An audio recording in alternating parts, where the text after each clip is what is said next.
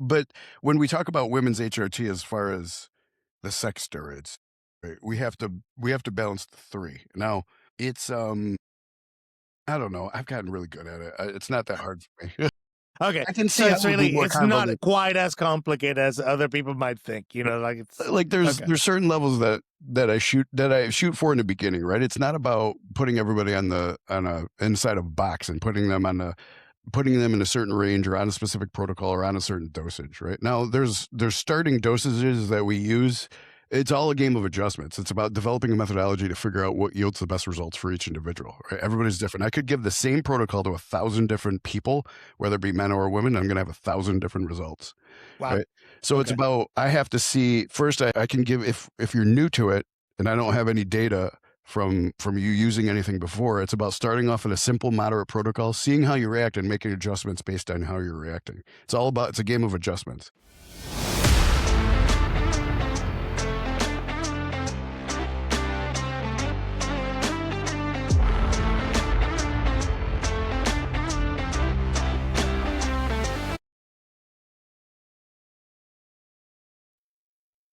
Well, hello, everyone. This is Gonzalo Herrero, your host from Rise 41.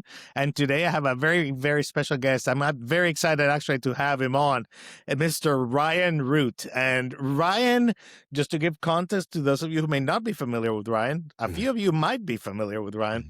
He's the founder of HormonesForMe and one of the most experienced hormone operators in the modern era, for sure.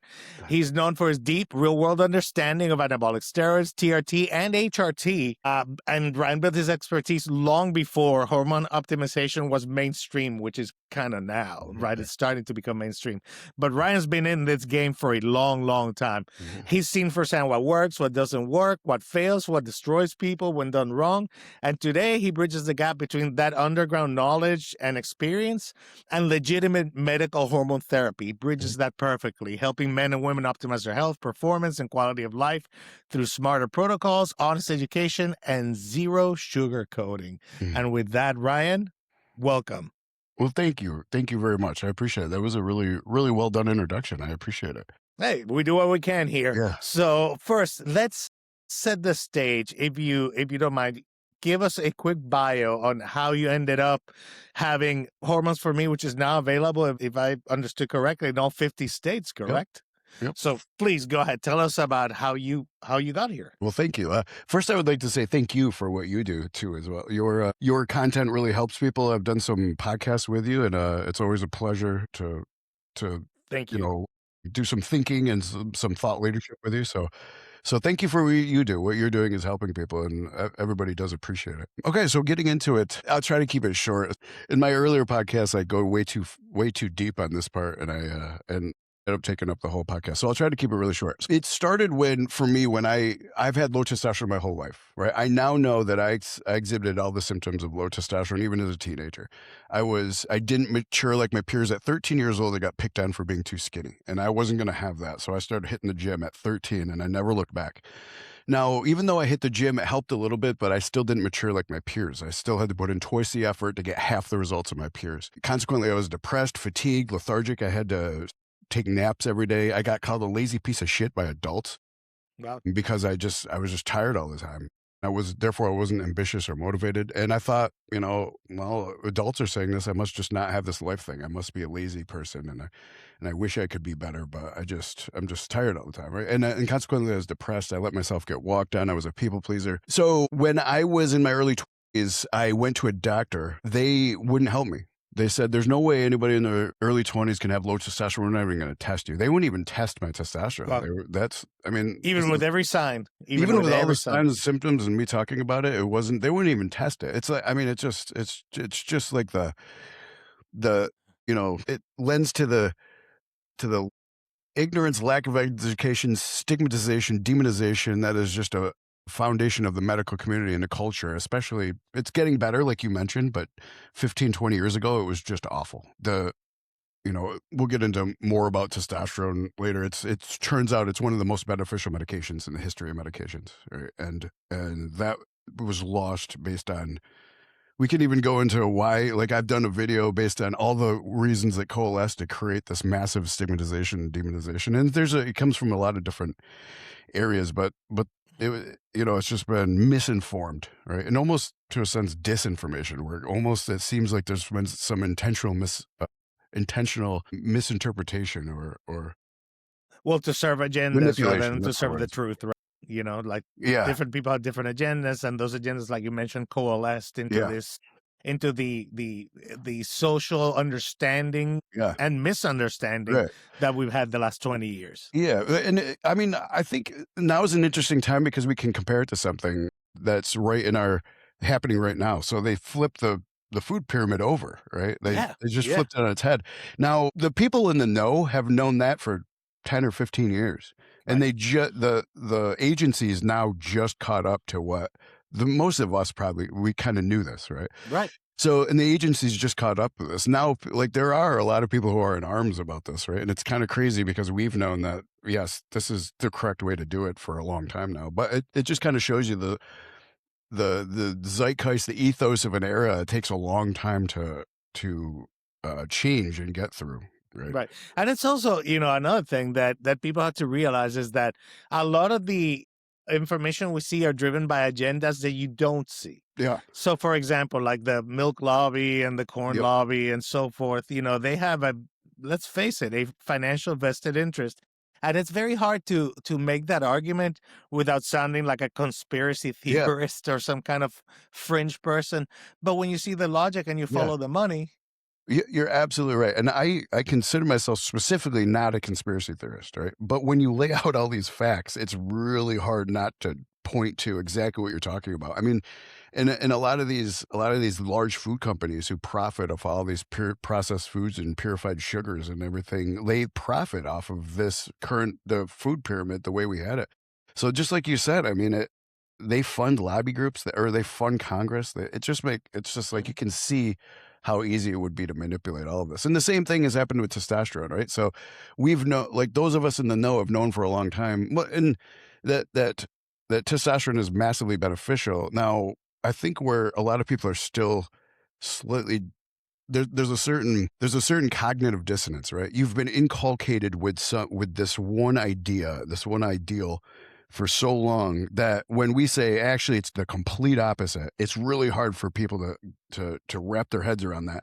And therefore they kind of think towards that testosterone may be dangerous or that there are risks, right? I still hear that from people all the time. There are risks.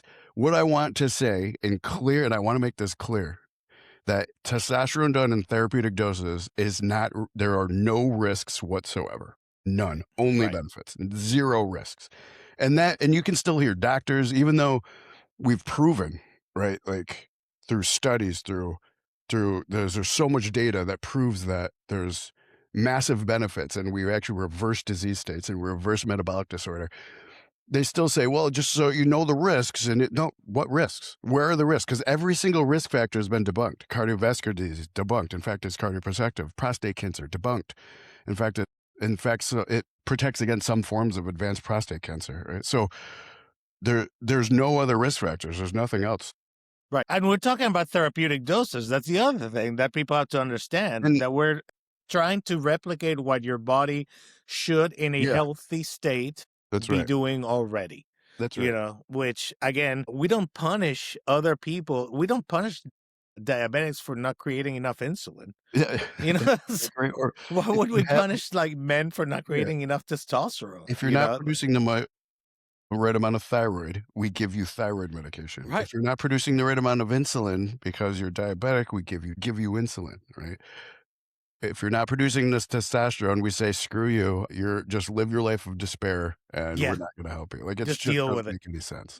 Yeah, yeah, and I think that there's a part of it, like you said, there are many streams that feed this river of Yeah. misinformation, if you will. The other part is, of course, there is that dovetailing of the athlete and the AAS world Yeah. and the PED world. There is some connection there, Yeah. and a lot of people, I think, have that misunderstanding that testosterone somehow is the same as these, and you missed the, like anything else, A medication can be used or abused. A painkiller can be used to save somebody during surgery, say, Mhm, but it can also be abused by a drug addict or a mhm, person that has a substance abuse issue, for example. mhm, So similarly, I would think with testosterone, in the sense that, sure, somebody could do super physiological mhm. doses in order to gain an advantage and all that. And then we get into the whole like, but whose body is it anyway debate, which And that's exactly right. And so, and there's another factor, even if we're using in super physiological doses, right? And even if we're using other compounds, what another thing I right. want to that I think it's important to make clear is that again, we've been misinformed to think it's significantly more dangerous than it actually is. Ah, And there is data to show that, right? That now, of course it can be dangerous. And we want to say, hey, go ahead and just shoot as much as you want because there's no danger. No, that's not what I'm saying. yeah, shoot all the trend. No, Yeah, do all the trend, do all of the trend. No, that's still not a good idea. But when speaking to, anybody within, either the government or the medical community, they think these things are significantly more dangerous than they actually are. And that's where the bodybuilding community came in, and that's where I came from, right? Like and I like to say this, the bodybuilding community is light years ahead of the medical community when it comes to understanding mechanisms of action, safety protocols, and actually and how to do this the right way. The bodybuilding community has done a great job of teaching people about the risks and dangers, and this is what you look out for, and this is what you have to be careful of, and this is the testing you should do. true. And if you breach these certain areas, then you need to pull back and you got to be safe. Yeah, I do want to mention and add to that, like for the people that are not part of the bodybuilding community, understand that those who are part of the responsible usage of PEDs, et cetera, Mhm, in the bodybuilding community, it's well known and well socialized mhm, that there are certain health markers that you have to keep in mhm, mind. There are certain medical treatments that you have to do. There's mhm, certain diagnostic mhm. tools that you have to always keep in check in order to, should you decide to pursue the sport. This reminds me of I think it's now Naga. He makes a comparison between rock climbing and bodybuilding, in the sense that just like rock climbing, we have ropes and harnesses Yeah, in order to be careful. I mean, you can climb without them yeah, if you want, yeah. but we have those as safety measures. So does bodybuilding. And Mhm. if you're going to use these compounds, there are ways to do this responsibly Yeah, and with care. But it is a risk that you have to take yeah, into consideration. But the risk of what you're saying is that the risk is not quite as horrible as most people would think. yeah. That's right. And boy, this is a whole nother conversation, but I actually, the study that came out on bodybuilders, they followed over 20,000 European bodybuilders for Yeah. it's a long-term study. They followed them Hmm. for like 15 years, up to 15 years. And they recorded all the deaths and they recorded the reasons that they could find of all the deaths. And it's some great data. Now, this study did a poor job of analyzing all this data. But one of the biggest problems with people taking testosterone in a different fashion than old school TRT, antiquated TRT, right? Where I Hmm. don't know, the antiquated TRT, you get 100 milligrams once every 2 weeks, right? Like Right. that's TRT, or you get the That protocols proviron are shot. wrong, right? You just get this like ridiculous stuff, and the protocols are wrong. So like there's some studies done on that kind of TRT, right? And what we find is that, the most consistent benefits are found at ranges that exceed the normal range, right? So Okay. we're actually looking to get people around for therapeutically, even 1,000 to 1,500. Everybody's a little different. Some people need more, some people less, but Right. that's actually a therapeutic range, and there's no studies done on that, right? There's no like at least controlled studies done on even bodybuilder doses, right?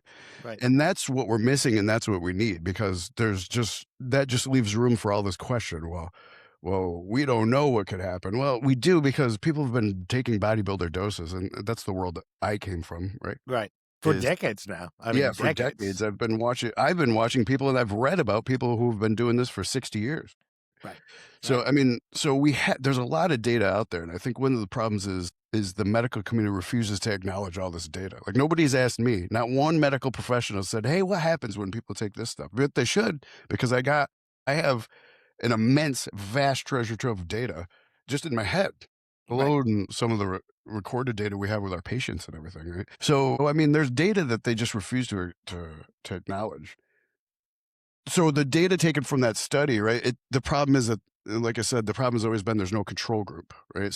Right. So they again they did another study. It was kind of biased. They tried to manipulate around to show you, hey, look, bodybuilding's dangerous, which is all the like a lot of the bodybuilding studies do is they just try to find a way to manipulate the data into showing you that it's dangerous. Well, they always like start with the whole sudden cardiac death analysis, That's right. right? Yeah. And So then, so in which this is like a study, tiny window. in this study, yeah, they said sudden cardiac death. Look at all these bodybuilders who died of sudden cardiac death. Now, what they didn't do is that sudden cardiac death is this narrow frame of possible cardiac deaths, right? Like you could have arthrosclerosis, you could have a Yep. general MI. There's so many Why different did this types of freeze? death. Oh, there And we they go. said all the bodybuilders died of sudden cardiac death, which is this narrow range, right? Right. So they're like, well, look at how many died of this. So when we take a look at, okay, none of the bodybuilders died for any other, none of the bodybuilders that died of cardiovascular reasons died of Mhm. any other reason than this narrow form of sudden cardiac death. None Uh, of them had these long-term MIs. None of them had atherosclerosis that completely blocked arteries, right? right. So therefore, bodybuilders only die of this. Okay, so but what they didn't do is compare it to the general population. The The control as general a control, population as a even. control. Yep. All they said was like, look at all these deaths. Therefore, it's dangerous to be a bodybuilder. Okay, well, what what context do we have for that? Okay, so what our research team did is we went and said, let's use the general population as a control, and we normalized for the same age group as the people in this study. Right. And what we found is that the amateur bodybuilders, their sudden cardiac death. But what we did is, to be fair, is we said, okay, all forms of cardiac death, because all forms of cardiac death were accounted for in this study. They Right. all happen to be sudden cardiac death. I think there was actually 21 people who they had no cause of death. They couldn't find the cause of death. I Okay. included those Just to give it just to give it full. all the data. I said all 21 of them will consider them cardiac deaths, right? Right. Even including that. It turns out that for bodybuilders in general, there was a significantly lower rate of death. I actually have the data right here. Significantly lower rate of death for all bodybuilders than there is the general population. So being a bodybuilder is in this data cardioprotective. It's As actually, long as you're an amateur one, right? well, That's the this is considering all of them. really okay. So All of them. total, So if total. you're a Okay. bodybuilder, just a bodybuilder, Right. then you have a lower risk of death, of cardiac death than Than the the average average population, population. right? Wow. So now when we break it up into amateurs have significantly lower, 5 to 9 times lower risk of Wow. cardiac death than these are people who are abusing anabolic steroids. Right. 5 to 9 times lower rate of cardiac death than the Than general the average. population. Now, where Wow. it does get a little dicey is the pros. The people who have their pro cards do Right. have a higher rate of cardiac death than the general population.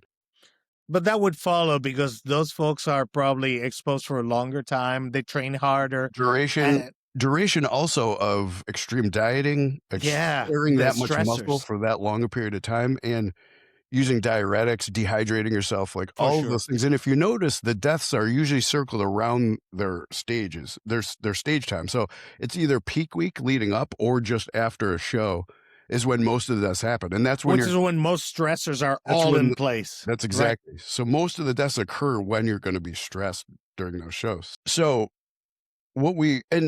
now let's take the pro population, Right. and the pro population shows that all cause mortality, death of anything, Right. is actually about the same as the general population. So even when you're a E- super duper Even when you're the extreme highest level bodybuilder, bodybuilder, you yeah, do not die at a higher rate than the general population. than Gen Pop. Because most of Wow. the deaths of the pro bodybuilder are all cardiac related. They don't die of other things. They don't, despite what another thing people say is that steroids are bad for your liver. There's Yeah, no evidence kidneys. that Yep. there's any more. In fact, there's evidence that there's less deaths from liver failure than there is from the general population.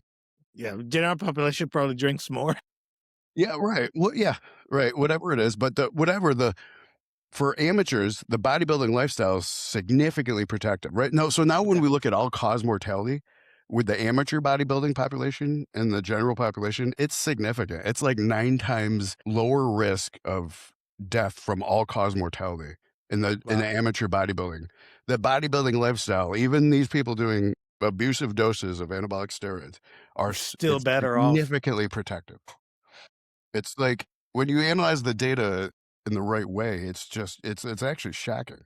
Right. So, we're not saying, by the way, for the general population Yeah, listener, we're not saying, hey, go out there and blast I'm not steroids, okay? saying That's not no, what we're saying. I am not. But what we are saying is that a lifestyle that is based on healthy nutrition Yeah, and a somewhat balanced hormonal approach, let's yeah, call it a balanced one, is more likely and conducive to have a healthy lifestyle outcome mhm, than your typical person who's not caring about nutrition, not doing anything about their yeah, exercise, and eating a terrible diet and yeah, not getting rest, etc.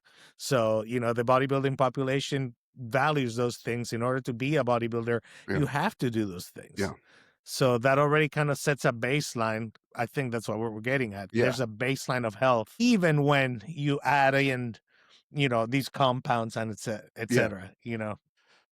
That's what it Yeah, sounds and I like. think what it shows, like, what my goal is, especially with data like this, is not, Mhm. again, just like you said, it's not to say that there's no risk, go ahead and do whatever you want, go ahead and do all the trend. Yeah. That's not what I'm saying. What I'm saying is, but what I think it's important is is to understand that we have been misinformed and we've been a little manipulated even about just how dangerous these things are, and I think in normalizing the discussion is important because there is already too much stigma, right? Yeah. And it causes people to do things like, um, just the term anabolic steroids has a negative connotation. If you heard that, Right. if you say that word in the general population, they're like, "Oh, those evil things that are just awful." Yeah. Anabolic steroids, steroid is just a class of drug. Prednisone's a steroid. Estradiol's a steroid. Um, Albuterol is a steroid. I Opioid mean, is steroid, exactly, like, right, it helps you it's a breathe. class of drug. Anabolic means muscle building, which is very important and very healthy. Muscle Yeah. building steroid, it's just it's not really a negative thing. So, I think it's important to normalize the conversation and say, "Hey, look, these things are not nearly as dangerous as thought. Yes, if you're gonna do them in, abusive doses, then there are risks, and the risks are the same that we always look for, though. We're still looking for we're just looking for increased blood pressure. You don't wanna maintain increased blood pressure for a long period of time, right? We're looking for and the thing is the difference between an obese population, really honestly, you're looking for increased blood pressure, some because of water retention, a lot because of just atherosclerosis. You're just Right. blocking your arteries with plaque.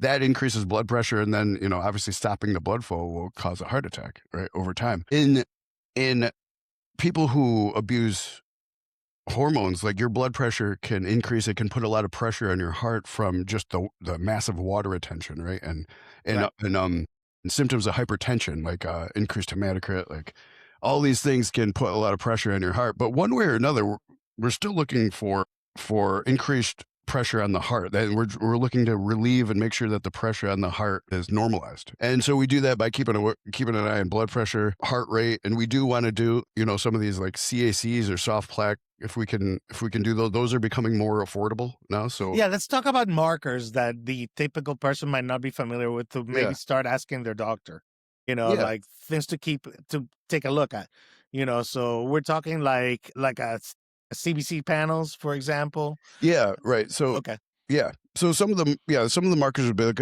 we wanna make sure that your red blood cell hemoglobin hematocrit doesn't and that range is gonna be different for everybody, but it doesn't go above a certain range. Hematocrit at a certain range will cause symptom of hypertension. That's Hmm. increased blood pressure. It can even cause anxiety, erectile dysfunction, increased blood pressure, increased heart rate. The heart rate too is what we're looking for. We're just looking to keep those things normalized in Right. healthy ranges. Especially, like, if we're taking a lot of androgens and there's a lot of water retention, it can also cause these symptoms of hypertension.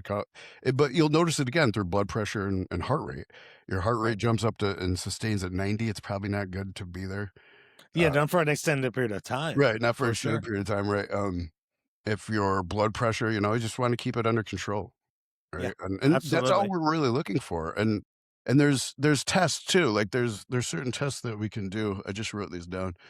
For, one of the ways that we're gonna eventually obtain atherosclerosis, or there's gonna be problems, is inflammation in the veins, in the arteries and the veins, and there are Right. certain tests that we can do to make sure that, say I just wrote these down, to make sure that our veins are healthy, there's no inflammation that's allowing for plaque buildup in our arteries. So, one of these is CRP. That's just a general inflammatory marker. Now, Mhm. intense exercise can increase your CRP, so don't get nervous if it's a little Yeah, high. don't get too, if you're an active person, this one might Yeah. be artificially elevated. MPO, which is myeloperoxidase, it's a marker of oxidative stress in your arteries, and it's Okay. called MPO. You can get that as a blood test. LPPLA2, it's another you can get through a blood test. This is an enzyme showing inflammation in the vessel wall.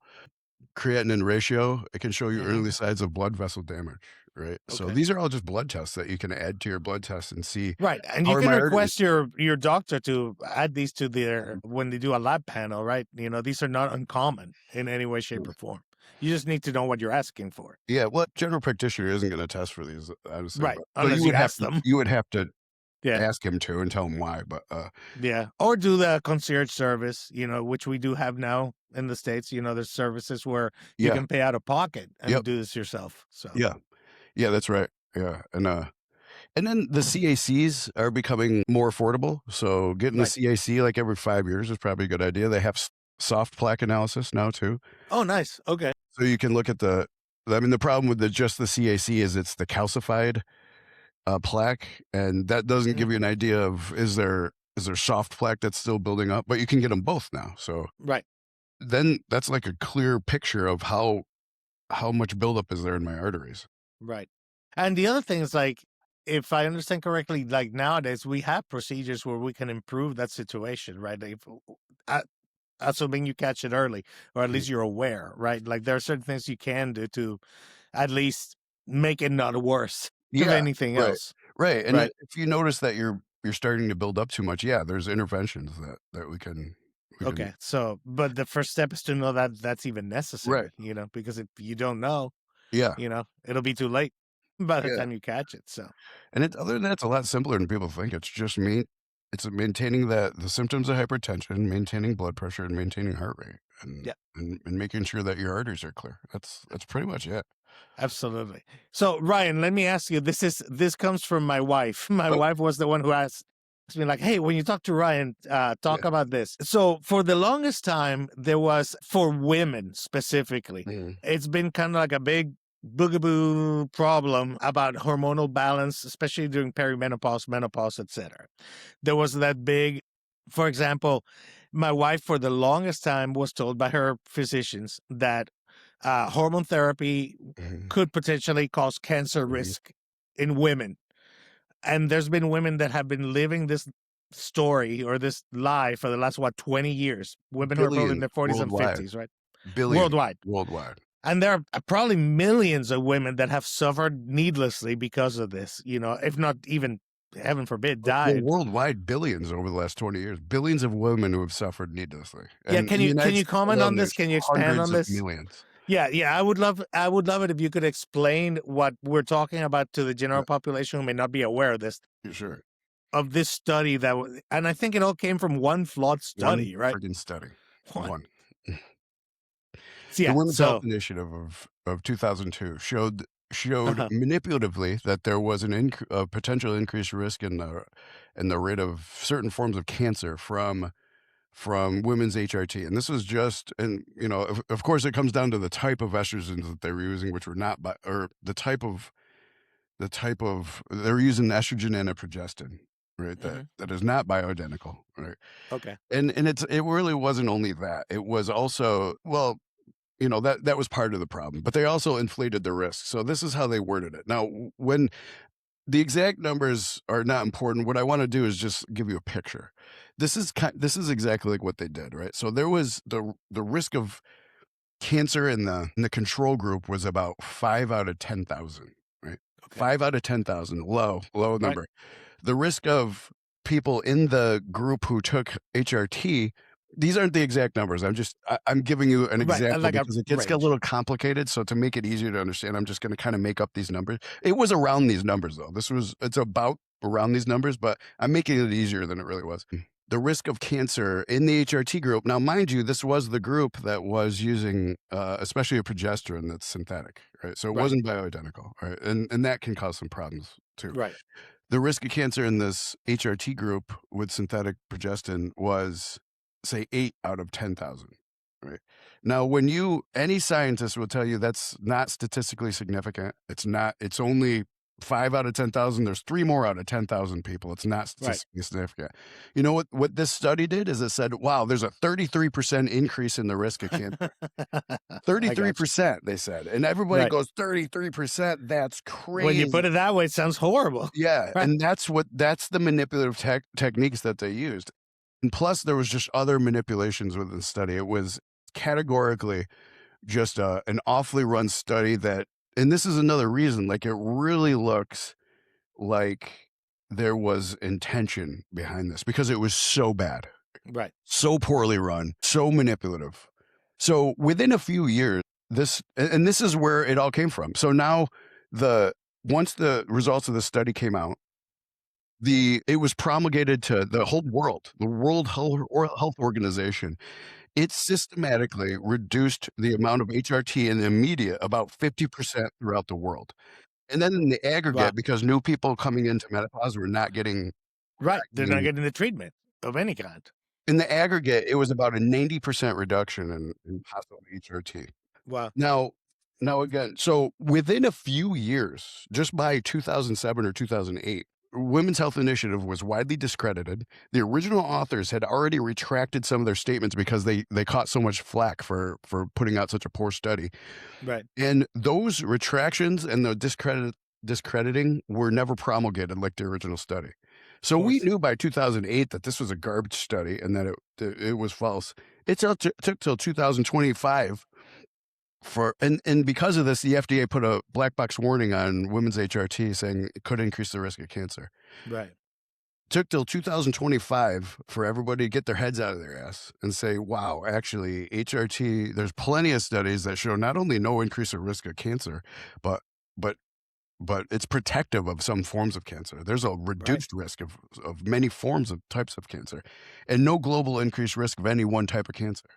Wow. Right. And there's plenty of studies that show that. Yeah. It took till 2025 in the current administration to go, hold, okay, let's just unwind all of this Right. manipulation and demonization. And now they dropped the black box warning off of female HRT. Thank 6 goodness months for ago, that. they took the the risk of cardiovascular disease off of testosterone. Right. Right. And, Which, by the way, it's, and I keep hearing, I forget, there's some influencer podcast. I forget who. I wish I could remember so I could cite them, but they were talking about how is it possible that something that's naturally growing between my legs yeah, is illegal? yeah, the only controlled substance that's naturally produced by your body. Exactly. Testosterone is the only controlled substance that's it's just crazy. It doesn't even make any Exactly. sense. Exactly. And so let's talk about like what was it back in the, I believe it was actually, was it President Biden back in the day who was very involved in the whole making steroids and AASs illegal and Yeah. testosterone being controlled and all that? Like, do you have any thoughts as to like why this was so important? I mean, the whole, because it always seemed to me like it's such a strange argument to say, so cheating in sports, which could then lead to AAS use because you idolize these people and then you end up doing heroin Yeah. or some crazy thing like that, So Yeah. anyway, do you have any thoughts, Yeah, just to yeah. kind of, I actually did a lot of research on all this. So what I do wanna say is about, and I'll transition into this, but what we do actually see about women's HRT, testosterone including, females need testosterone by yes, another big yeah. bout of Another misinformation is thing that that people don't know. testosterone's a Yeah. male hormone, estrogen's a female hormone. It's absolutely ridiculous. They're human hormones. They're actually living organism hormones. Every single vertebrate So just different ratios, from right? hundreds of millions of years of evolution has testosterone and estrogen, right? Plants Mhm. have testosterone and estrogen. It's just ridiculous to think that one's, to gender specify. For females, their most dominant sex steroid is testosterone. They have 10 times more testosterone than estrogen. It's just the units on I mean, you see women have, like 50-ish nanograms per deciliter, and that their estradiol is 100 picograms per milliliter. But when you normalize Right. those units, it's actually testosterone is 10 times more than estrogen. Wow. So See, they never think that. Yeah. So females need it's absolutely vital to females. It has the same benefits that it does for men. So when we look at HRT, female HRT or even male HRT, what we see is it's massively beneficial, right? It reduces the risk of cardiovascular disease, improves just sense of well-being and energy, motivation, sense of well-being, reduces the risk of dementia, reduces, I already said cardiovascular disease, reverses diabetes, reverses metabolic disorder, reduces the risk of bone fractures, not in two different ways. Not only because, especially testosterone, right? Mhm. There's androgen receptors in your cerebellum that control balance, and testosterone actually helps with balance. One of the reasons older people fall more often is because their balance is gone because their testosterone is so low. And we know falls are like one of the Yeah. biggest, if not the biggest killer in old It's age, the right? you're right, the biggest killer. So not only will HRT improve balance, reduce fall risk, if you do, it also strengthens your bones. So if you do fall, you have a less risk of fractures. Mhm. It's twofold, right? Wow. And it's Reducing important. the Yeah. risk of some types of cancer.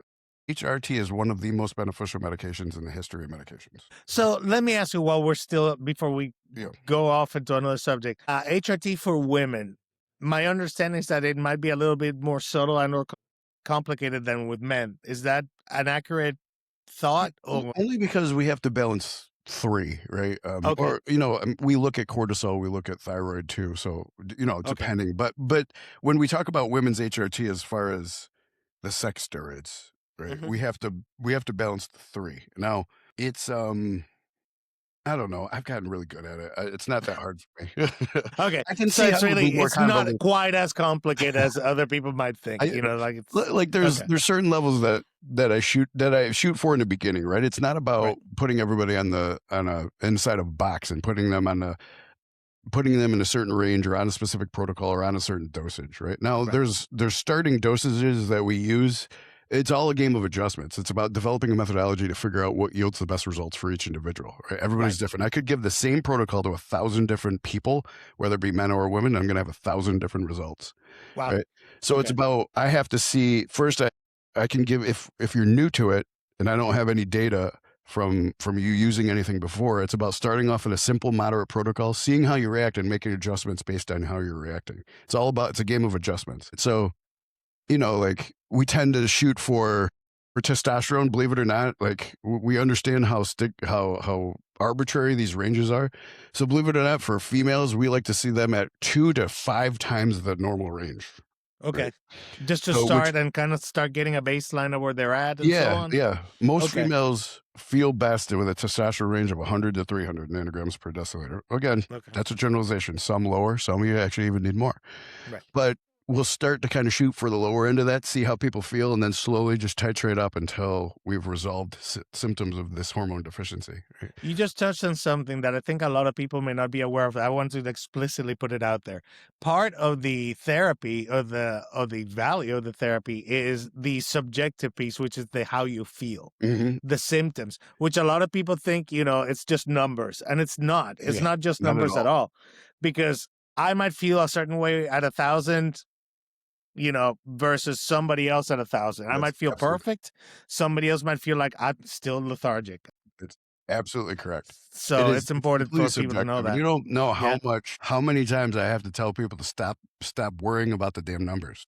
Yeah. Yeah. Um, Yeah. so Bodybuilders get fixated on that. yeah, It's got to be more than 2,000. It's like, especially the does scale. it? Like people, I tell everybody to stay off the damn scale when they start HRT or Yeah. when men Yeah. start TRT because we've been inculcated our whole lives to tie our identity to the numbers on that scale. Right? Hmm. Especially, men do it too, but women do it as well. Like they just want to see the number on the scale go down. If you start testosterone, you're going to gain muscle, maybe a little bit of water retention, and Yeah. you're not going to lose Yep. any weight. Sometimes you'll put on weight, but and then when they don't see that scale going down, I said, you got to stay off the scale. It's about the mirror test. Are your measurements better? Do you look better in the mirror? That's what we're Right. looking for. We're not. Right. Do your clothes fit better? You have to Yeah. start giving them the other kind of subjective markers. Do you look better? Does your skin look better? Yeah. Does your body composition look better? Exactly. You might weigh more, but I mean, more muscle with less fat. You're going to weigh more. That's You exactly look right. great. Yeah. You look better. And So, people are just like, they don't see that scale go down and it just boom. Right. So just to give you some context, I did my first contest prep this year, or well, last year with Paul, Mhm. and I never realized how much the scale can vary just from glycogen and Oh, yeah. carbs. Oh, And yeah. you'd never think about it. Nobody teaches you that. Yeah. You've never seen that. So you'll eat like something with like a lot of carbs, and then the next day you're like, oh my God, you're like 6 pounds heavier. Yeah. Oh, it's all the fat. And it's Yeah. like 2 days later, you're back to that same weight. You're like, Yeah. well, what happened? It clearly wasn't fat. Things like that that people need to be aware of. And your clinic does a good job, by the way, of explaining all of these things to your clients so that they don't freak out. Yeah. Yeah. So yeah, good point. Very, very valid point. Absolutely. So Yeah. yeah, so go ahead. Oh, yeah, Sorry, so didn't we mean can get to back to sidebar. the like, where did all this start, right? Like, Yeah. so when we trace it back, right? If you look in the '60s especially, right, there was a Mhm. lot of really good studies coming out about androgens. It's kinda when they developed a lot of the derivatives, like, in the '60s, right? They once Right. they found out, "Oh my gosh, testosterone has all these positive effects. What Mhm. else can we do with this androgen molecule?" Right? Because we're We humans and can we're gonna figure that we out. can play with it and do some things to it, and that's when we came out with a lot of stuff that got thrown in the garbage. Some of those are SARMs to this day. Right. But we also came out with some stuff that was good, primobolan, right? Right. Boldenone, nandrolone, like all these things came out of this experimentation. And in the '60s, it wasn't stigmatized or demonized, so there was all the studies show all these positive results that are done on all of these compounds, especially testosterone. And there was nothing negative. So Right. now we come into the '80s and we come into this mess of it kind of started with the political campaign. The campaign at the time was the war on drugs, right? So So the now we war have on one drugs. factor.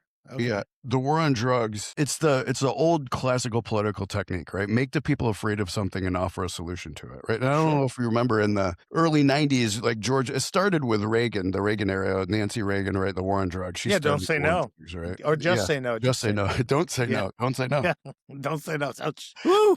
That would And be you a fun remember time. in the early '90s, George Bush got one of his White House national TV speeches. He held up a bag of cocaine and was like, "This Uh-huh. is ruining our country." Blah blah blah blah. And then he was like, "We're going to do something about this." And that's when they started controlling everything that looked like a drug. And then they started putting people away for.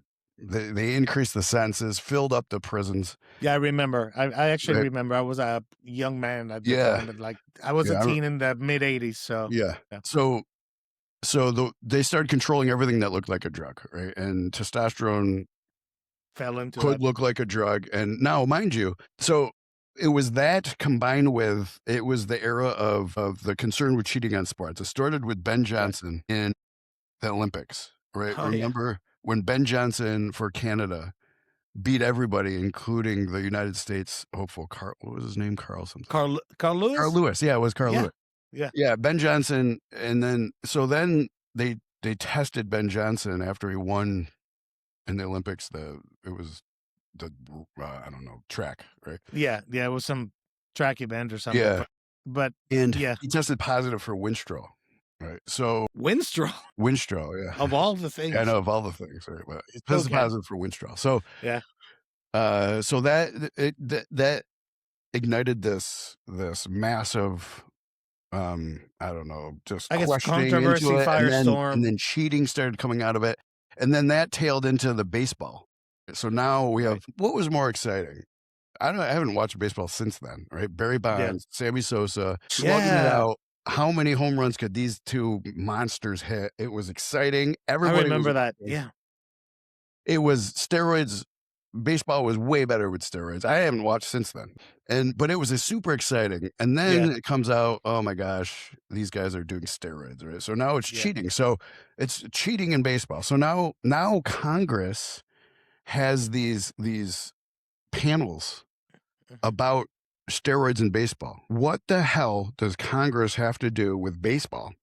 What do they have to do with steroids in To baseball? this day, I'm like, did we not have 10,000 other topics to They had cover? no reason sticking their nose in there. It was just a separate issue and let baseball handle it. And Right. Congress stuck their freaking nose in it. Why?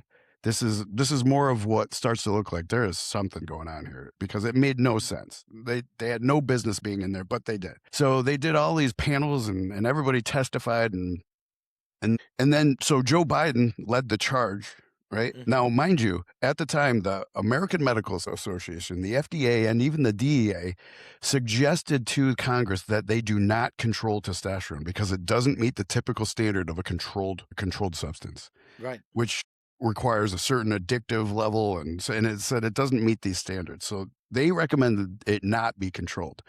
Joe Biden led the charge to control it anyway, right? So Congress voted and passed the 1990 Steroid Control Act and the reason he said is, well, what about baseball?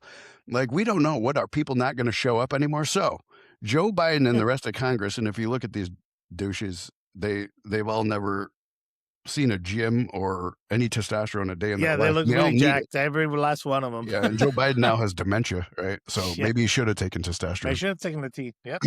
So just based off of this, Joe Biden says, we don't know if people are going to show up to baseball games. That was his real reasoning. That is actually what he was quoted saying.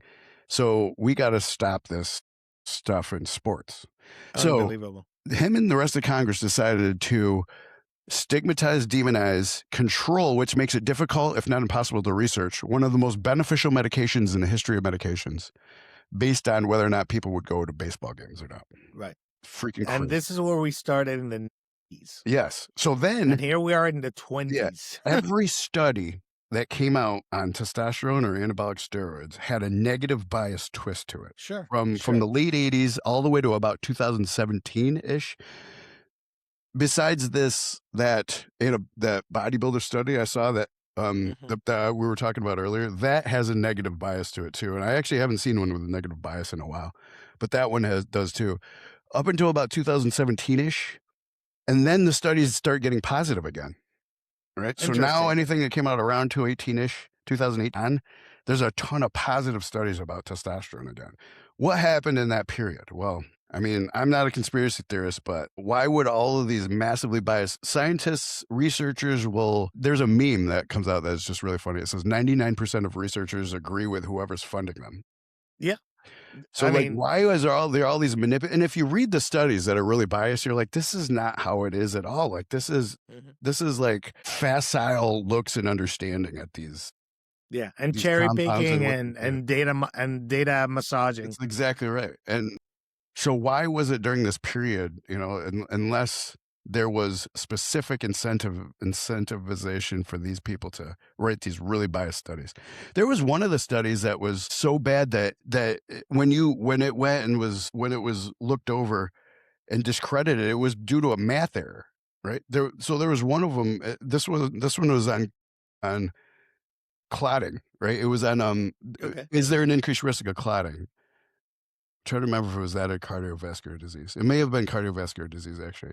It may have been cardiovascular disease. And there was one of them that showed that there is a risk of cardiovascular disease, and the math was done wrong when they went in and looked at it. What Eeks. freaking scientist would that is like it's like career defining, career ending, right? For you Yeah. to publish, you're a scientist. You publish That means something with nobody a freaking proofread math that. error in it. Nobody That's caught it. like Nobody peer reviewed it. right, Nobody, yeah. they just Like, went like, how here. does that happen? I mean, it's incredibly laughable at that level to publish a study with a freaking math error, and that's what was found, and when the math was done right, it showed that there was a decrease that testosterone was actually cardioprotective. But there you go. I mean, I mean, again, it's just crazy. yeah, and that's the thing. That's what we're trying to, like, hopefully with podcasts like this one and services like yours, Mhm. we're going to hopefully slowly start, removing the stigma and getting the message out, like there are these, therapies available that can improve your quality of life, your health span, and everything else related. Recently I think I commented to you, like my son, my oldest son has Down syndrome, and we Yep. went to that clinic, and he's in the bottom of the reference Mhm, range for testosterone. So we wondered, we were like, so is TRT an option? Is this something that we should mhm. like be looking for him? And this supposed expert in hormones that we were talking to said, well, we really shouldn't worry about it because, he has Down syndrome, and unless there's a libido issue, I wouldn't even care about it. I'm like, and I That's just went like, cardioprotective, maybe yeah, much, yeah, you like know? So reversing metabolic disorder, like reversing diabetes.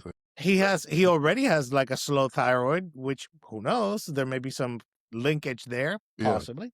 I mean, it's certainly not going to hurt to have yeah. his testosterone in range. So we'll talk about that later off, off Yeah, camera. I remember you But asked me yeah, about man. that. Yeah, we'll certainly take a look. Yeah, Yeah, because it's I don't insane. see why And not. this is somebody who literally told us with pride how expert they were about hormone health and endocrinology and so forth. And we're like, I don't think those words mean what you think Yeah, they mean. You know? the Princess Bride. It was a Princess Bride moment, absolutely. It was like, I don't think that means what you think it means. But in any case, Brian, anything else you want to share with the audience?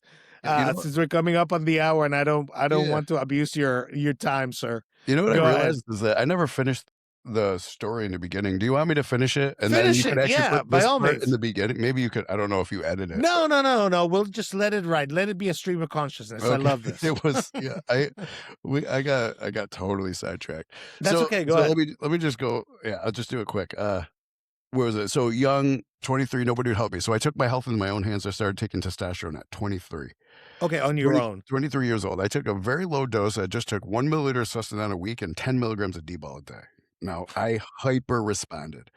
I Okay. blew up. Like, I suddenly started looking like my work ethic, right? So, and I lifted hard because I didn't want to be called skinny. And the only way I Yeah. could maintain any semblance of some muscle mass was working out 2 hours a day. Sometimes I did double sessions. So testosterone and D-bol. Just 1 milliliter of Sustanon a week Uh-huh. and 10 milligrams of D-bol a day. I blew up. I gained 34 pounds of muscle and put 100 pounds on my bench in 5 weeks. Wow. 5 weeks. I just blew up. I hyper responded. My entire life changed. So not only was it physical, but now I have a good sense of well-being. I have energy. I don't need to take naps anymore. Right. Um I had confidence now, and I want to express the way the world treated me different too. Like my whole life changed, my whole world changed. I lived two different lives, one before testosterone and one after. Wow. So now everybody it's and I want like and this is human nature, right? We you know, you kind people get treated differently based on whatever their presence, whether that be the, you know, confidence, but also Oh, physical form, but absolutely. also Absolutely. The look and your yeah. confidence, your swagger or So lack thereof. Yeah, so absolutely. my life changed as far as the way people treated me. Now everybody suddenly instantly respected me. I walked into a bar and every head would turn. I'd walk through that bar and the crowd would part out of my way. That never happened Yeah. before. Everybody wanted to be my friend. I would actually in the bar, I would actually bump into somebody and they'd turn starting to look like a little angry. They'd see me and then just immediately apologize to me. Yeah. It was just like nothing It's like that ever changed. happened. When I was in college, I was a plumber and I hated it. I was terrible at the job. I didn't want to be a plumber. I wasn't going to be a plumber. I was in school for biochemistry, but I had to do that during the summer, and I hated it. And after I started taking this testosterone, my boss suddenly gave me a raise for no better reason than I stood before him now looking stout and confident.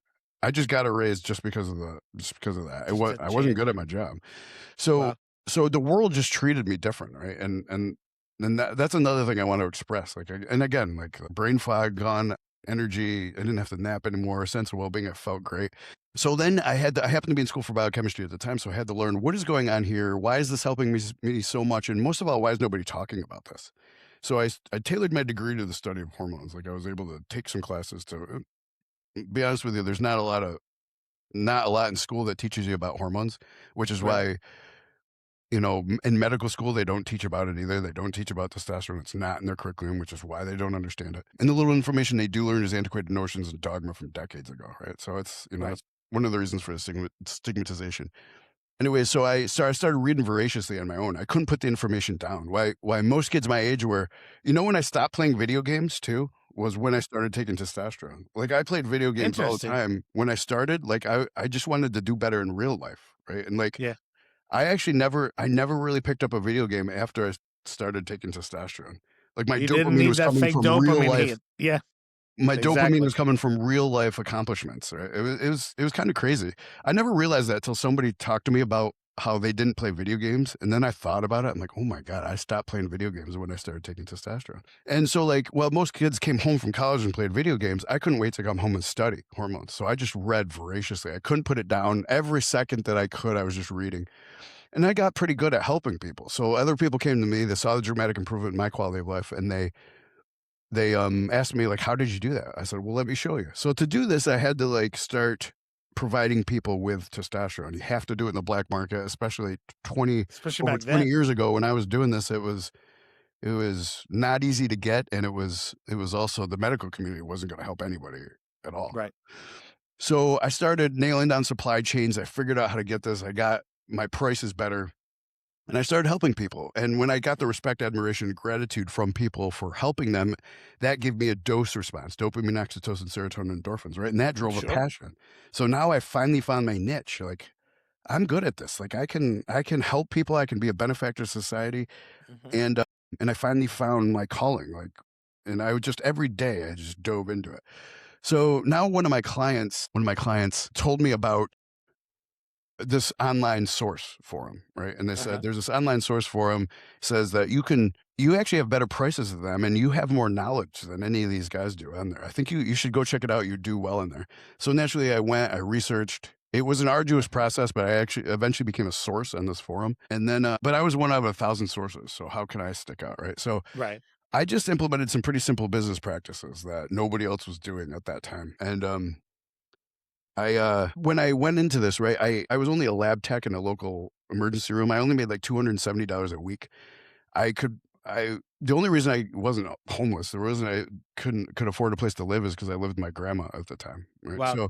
So I was not doing well with money and I was just living, paycheck to paycheck. And I had the city I lived in was pretty small, so I didn't have a huge local clientele for steroids, even though I did help people. I monetized it a Right. little bit, but I wasn't making much extra money. So I was hoping, I was like, okay, let me go on here. I want to help people, but also I could use to make like 200 or 300 extra dollars a week would be perfect because then I would be a little bit more comfortable, right? And I was like, Right. if I could make 200 or 300 extra dollars a week, So nothing huge, a lot just of a little stress. bit. That's all I was hoping for, but I thought that was overzealous, right? Like how am I, 200 or 300 extra dollars a week would probably be like 20 or so clients because Right. you know so so I was like, I don't know how I'm gonna get that many. I thought it was overzealous, right? Right. So I went in there, I opened up shop, I had a duffel bag of steroids and a laptop computer, and and that just blew up. Like within 6 months, remember I wanted 200 or 300 extra dollars a week. In A six week. months, I was making $21,000 a week. Then it got bigger, 50,000. 40,000, Oh God. 50,000, $100,000 a week within, I don't know, 3 This years. is like that scene in Scarface where they're like Yeah. counting the money. Like, So I take it got to so the at one limit. point, I held $100,000 cash in my hand at my house, and I had never thought I would ever hold that much money, and I Right. got scared. I was like, Sure. This has got too big. It got out of control. I'm gonna get caught. Like, this is crazy. I can't do this anymore. I actually made a plan to quit. And I was like, I remember I had my head in my hands. I'm not a man prone to panic attacks, but if I ever had one, it was right here. And I was like, I'm gonna get caught. Right. Like I can't do this. And then believe it or not, I started thinking about there's a couple things. Like one of them was the memes, right? Of if success comes from taking risks. Like you think of all those memes that you say is like you have to Sure. take risks in order to Yeah, to succeed and succeed don't be and afraid and this and that. And all those memes started just kind of scrolling through my head. I'm like, well, this is risky and it is lucrative. for sure. And and then I was like, and then I used to get emails every day. I still do of people thanking me for being a better husband or wife to their spouse, thanking me for being a better father or mother to their children, and a better supporter of their families. Because So that's now you what, have that feedback. yeah, right. Man. And that just drives dopamine, right? So now I'm Yeah, yeah. passionate, and I'm just like, I couldn't fathom going to. At the time, I probably had like 1,000 clients. This was only like 6 months in, right? And I'm like, Mhm. I can't fathom going to all these people and telling and I'm out. Yeah. supporting them and telling them, "Hey, I can't help you dramatically improve your quality of life anymore because I'm having a little anxiety right now." So I said, That's fuck this, I yeah. can do this." And I just put my head down and I made it bigger, way bigger. You figured And it out. I spread it throughout the entire country. Wow. I had shippers and chemists and an army of money collectors all throughout the country and created Wow. this So massive like empire. empire. This is Yeah, this is this massive empire this that is like steroid Breaking Bad. yeah, that's Like you I created the I've been empire. told that they called me the steroid Walter White. Yeah, I've been Yeah, called yeah, the Heisenberg, yeah. Heisenberg of steroids. Oh my god. No, but I mean, but you did scale it up and you did create something. I mean, we laugh, but you were helping people ultimately. Well, Ultimately, I used to you get know. emails all the time, like, and most of my like, a large portion of my clients were not really bodybuilders. There were actually people on TRT Right. who I getting testosterone from me was 8 times less expensive than getting it from a clinic. So people who actually might not be able to afford TRT They could now afford it. via the Right. Most conventional that was most of my method. clients. Most of my clients was Okay. just people buying 4 Yeah. vials of testosterone to last them the year. Oh wow. So, like, so what did I learn? How does this all help me, right? So now because of this unique history, like, I was on the front lines talking to people, looking at blood work, suggesting protocols, seeing how the protocols worked out because they'd get back to me, show me more blood work. I must I successfully got it over 20,000 people during these years through the use of hormones, right? So I've just Wow. seen this I've aggregated more empirical data than just about anybody else in the world, honestly, unless you have my unique history of getting into this at a very young age, Right. diving deep into it, running an empire that had 20,000 customers where and I used all of the compounds, not just testosterone. Right, right, Whereas right. if you're a So you doctor, aggregated data across the yeah, spectrum. across the spectrum of how all the compounds work together, right? And Right. so I just have this vast amount of knowledge just from experience, just from vast empirical data.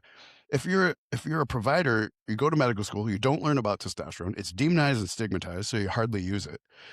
You or most of them just never use it because it's demonized and stigmatized. They don't know, they don't learn about it, so they don't understand it, and ignorance breeds fear, right? So they're scared of it. Right. And so, I've done this way more than any physician, any provider, anybody, just about anybody else out there. I've just seen it on a more Yeah. vast level, right? So now here we go. I have hormonesforme.com and we Mm-hmm. have when I was in prison, actually, so I got sentenced to 6.5 years in prison. When I was in prison, I used the time wisely. I gained a mentor. I wrote a business plan. Upon Right. getting out of prison, I executed that business plan.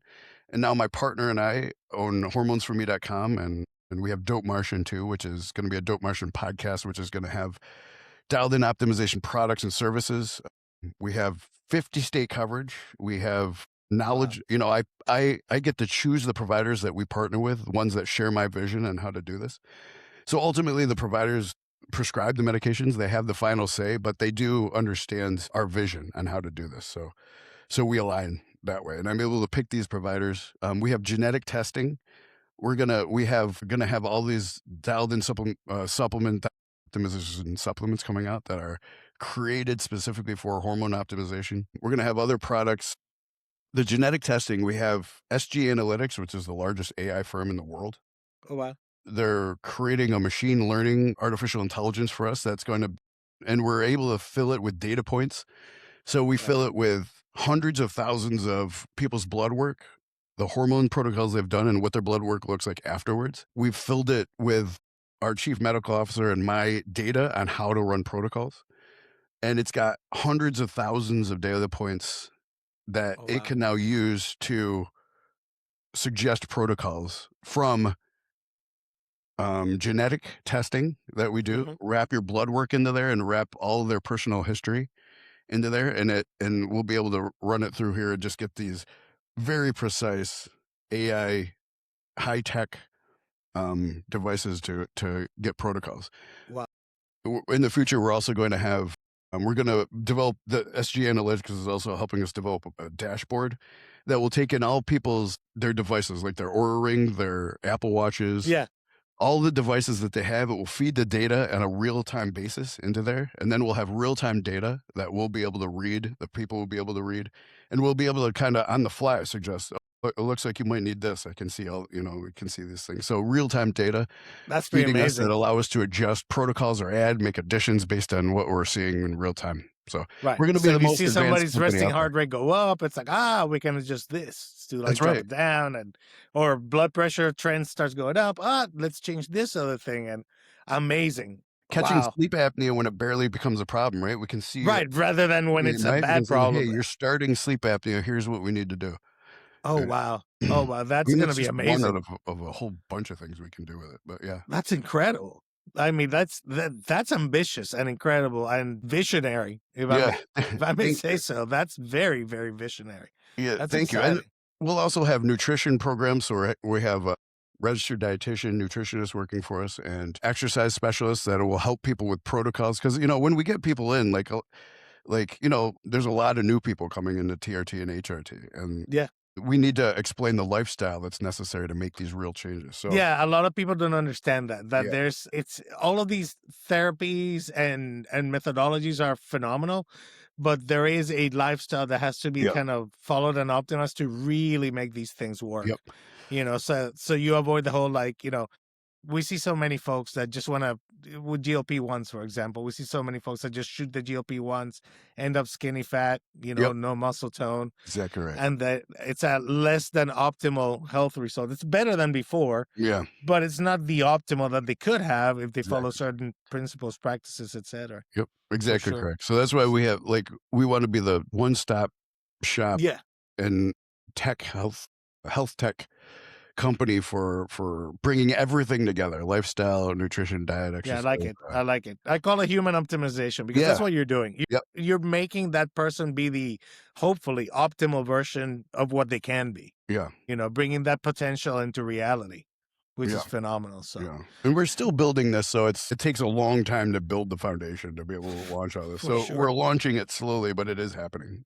For sure. Well, Mhm. Ryan, thank you so much for your time. We're going to have to do this again because we have Yeah, a lot more to dive into and to talk about. And I'm hoping for the audience, I hope that you probably going to watch this one a couple times because there was a lot of information being dropped here that could certainly be taken to your advantage. Urge you, if you're considering hormone therapy mhm, or TRT or human optimization in general, to please get in touch with hormonesforme.com with mhm, Ryan and his team because they will get you on the right path. mhm, If you're somebody who's just starting out your health journey, I know it can be a little discouraging when you first start because it seems like such a long road.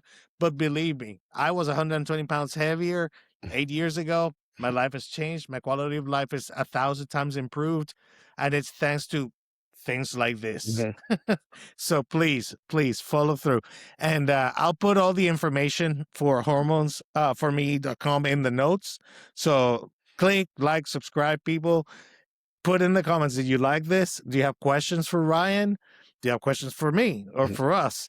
Do you want specific topics that we cover? Put it all in there and we'll be glad to do that for you.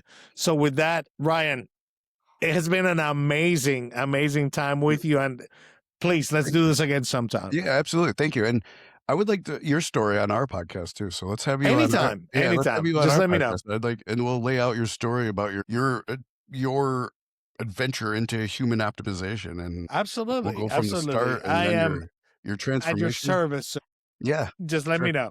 We'll reach out to you for sure, but thank Yes, you very sir. much. Thank you for what you do, thank you for helping people, and thank And you for your likewise, education. absolutely. I mean, this is what makes our lives worthwhile Yeah, right here, helping other people. yeah, So, all absolutely. right. Well, thank you, everyone.